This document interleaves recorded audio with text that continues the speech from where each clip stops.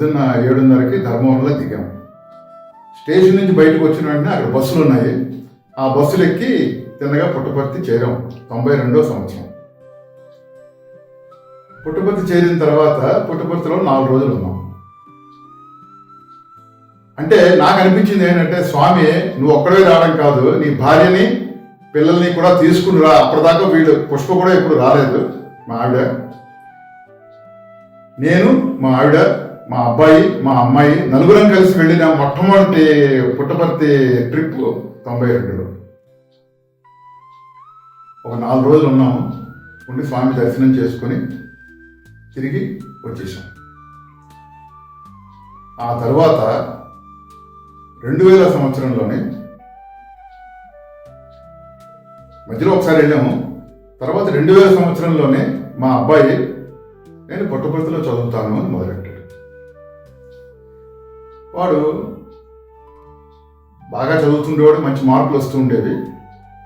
అయితే నేను ఈ మధ్యలోనే మంచి మార్కులు వచ్చాయి కదా అని చెప్పి నారాయణ కాలేజీలోనే IIT కోసం అని చెప్పేసి వాడిని కోచింగ్ కోసం అని చెప్పి జాయిన్ చేయడానికి వెళ్ళి మాట్లాడారు. మాట్లాడితే వాళ్ళు మార్కులు చూసి మీ అబ్బాయికి మేము ఫీజు తీసుకోమండి, ఫ్రీ సీట్ ఇస్తాము, మీరు వచ్చి జాయిన్ అయిపోండి అన్నారు.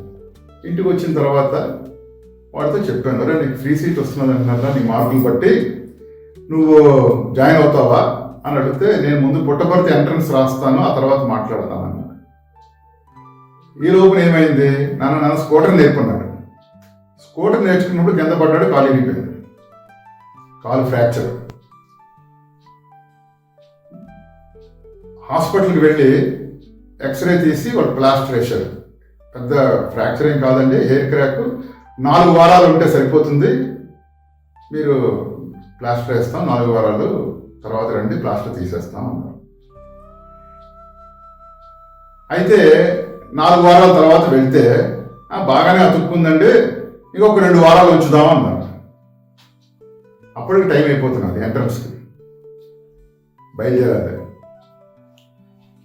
డాక్టర్ గారితో చెప్పాను, అయ్యా నెక్స్ట్ వీక్ నేను పుట్టపర్తి వెళ్ళాలండి, వీడిని తీసుకుని.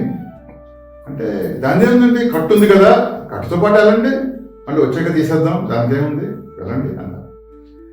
ఇంటికి వచ్చి మా వాడితో చెప్పాను, ఒరే కట్టు ఇంకా 2 వారాలు ఉంచాలి కదా, మరి నువ్వు బయలుదేరుతావే కట్టుతో అంటే, కట్టుతో నేను రాను, కట్టు తీసేయన్నాడు. ఏంటంటే డాక్టర్ గారు ఉంచమని చెప్పారు కదా 2 వారాలు, మరి కట్టు తీసేస్తే అలాగా, ఇంకొక వారం, ఇప్పుడు 1 వారం అయింది, ఇంకొక వారం ఉండాలి కదా అంటే, లేదు నువ్వు తీసే కట్టుతో నేను అక్కర్లేదు, నాకు బాగానే ఉంది, నాకు నొప్పి ఏం లేదు, కట్టు తీసేయంటే నేనే కట్టు రిమూవ్ చేసేసాను ఇంటి దగ్గర. కట్టు రిమూవ్ చేసేసిన తర్వాత పుట్టపర్తి వచ్చాను.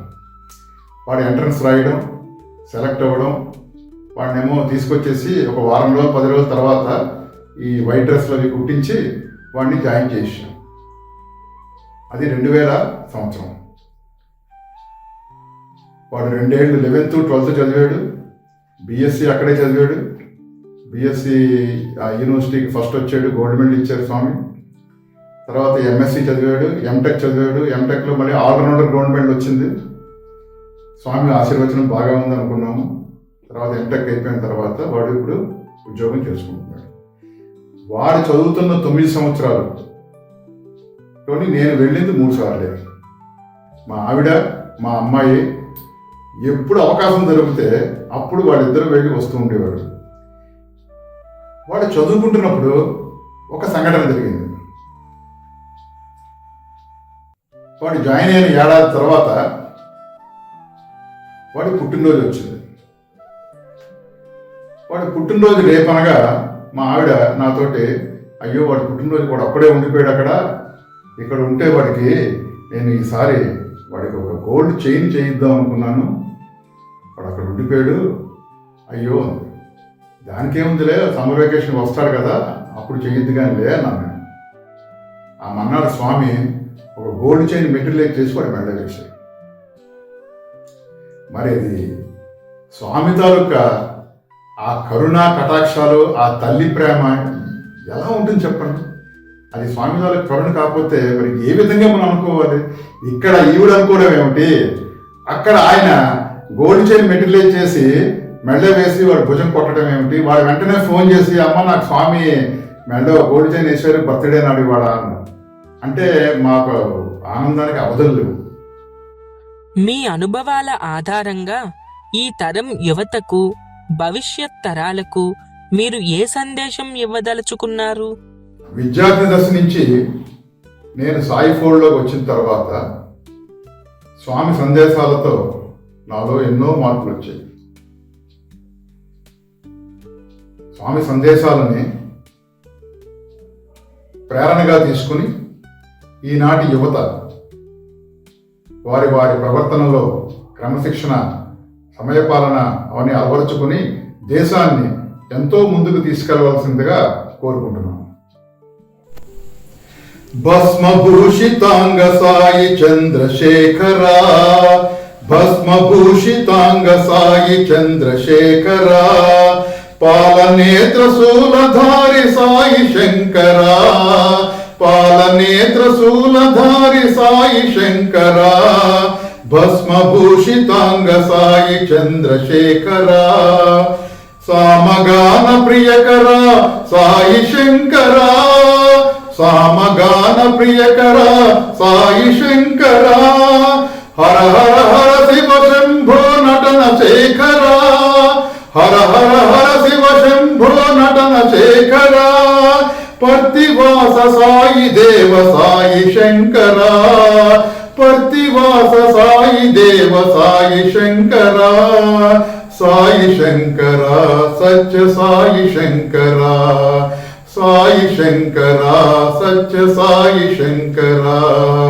భస్మభూషితాంగ సాయి చంద్రశేఖరా, పాలనేత్ర శూలధారి సాయి శంకరా, భస్మభూషితాంగ సాయి చంద్రశేఖరా, సామగాన ప్రియకరా సాయి శంకరా, హర హర హర శివ శంభో నటన శేఖరా, పర్తివాస సాయి దేవ సాయి శంకరా, పర్తివాస సాయి దేవ సాయి శంకరా, సాయి శంకరా సత్య సాయి శంకరా, సాయి శంకరా సత్య సాయి శంకరా, భస్మభూషితాంగ సాయి చంద్రశేఖరా. శ్రీ సత్యసాయి బాబా వారి శత జయంతోత్సవ సందర్భంగా శ్రీ సత్యసాయి సేవా సంస్థలు ఆంధ్రప్రదేశ్ వారి జరిపిస్తున్న ఈ సత్యసాయి శత కథారవళి